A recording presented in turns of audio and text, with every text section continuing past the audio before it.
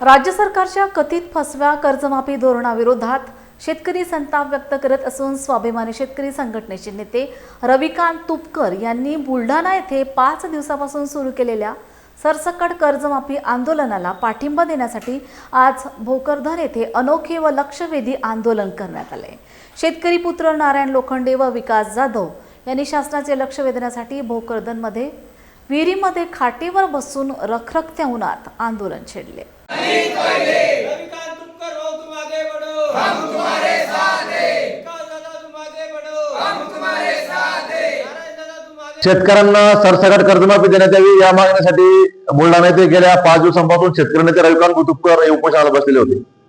त्यांच्या उपोषणाकडे सरकार गांभीर्याने दखल घेतली म्हणून आम्ही शेतकरी पुत्र भोकरदनच्या वतीनं आज प्रशासनाचं लक्ष वेधण्यासाठी सिंचनविहिरीमध्ये खाटेवर बसून हे आंदोलन करतोय।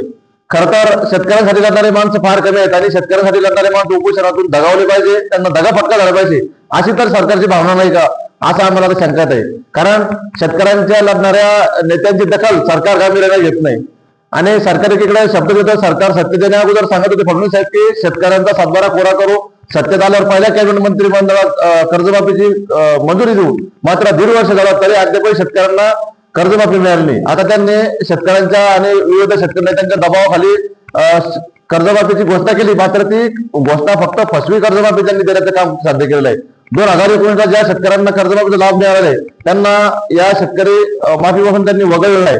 त्यामुळे सरसकट शेतकऱ्यांचा सातबारा कोरा करण्यात यावा, सरसकट शेतकऱ्यांना कर्जमुक्त करण्यात यावं आणि ज्या शेतकऱ्यांचे गायगोट्याचे कुशलचे बिलं पेंडिंग आहे, सिंचनविहिरीचे बांधकाम पूर्ण झाले, वृक्ष लागवड पूर्ण झाले, त्या शेतकऱ्यांचा कुशल पेमेंट देण्यात यावा, पीक विमा तात्काळ मंजूर करण्यात यावा आणि शेतकऱ्यांची पेरणी तोडवालेल्या सर्व सध्या शेतकऱ्यांना खते मिळत नाही, खताचे भाव गेल्या 2 वर्षापासून 3 पटीने वाढलेले आहे। त्यामुळे तात्काळ शेतकऱ्यांना खते उपलब्ध करून देण्यात यावे आणि त्या सबसिडी देखील मंजूर करण्यात यावी अशी आमची प्रामुख्याने मागणी आहे। जोपर्यंत प्रशासन आमची दखल घेणार नाही तोपर्यंत आम्ही या आंदोलनावर ठाम आहोत। जय जवान जय किसान।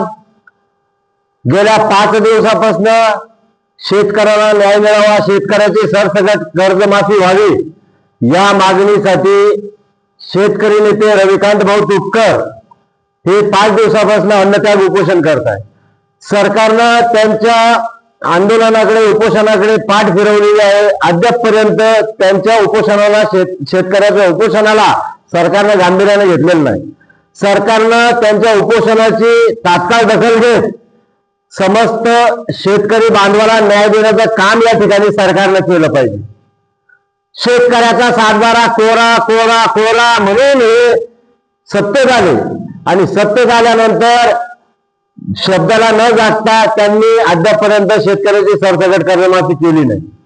त्यांनी कर्जमाफीच्या नावावर नियम व अटी शर्ती घालून शेतकऱ्याच्या तोंडाला पानं पुसण्याचं काम या सरकारने केलेलं आहे। खऱ्या अर्थानं हे सरकार शेतकरी द्रोही तर नाही ना अशी शंका या ठिकाणी शेतकऱ्याच्या मनात उपलब्ध होत आहे।